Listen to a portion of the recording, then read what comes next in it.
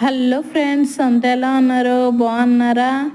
మనకి ఈ సమ్మర్కి అయితే చార్లు పప్పులు తినబుద్ధి అయ్యేది కదా రైస్లోకి.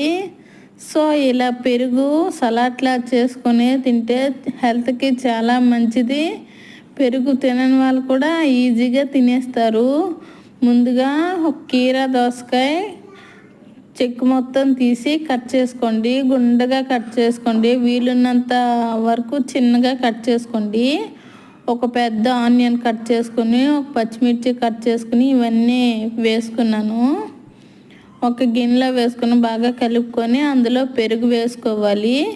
పెరుగు వేసుకొని తగినంత వాటర్ పోసుకొని చివర్లో సాల్ట్ యాడ్ చేసుకొని పప్పు కారతో బాగా కవన్ కొట్టుకుంటే రెడీ.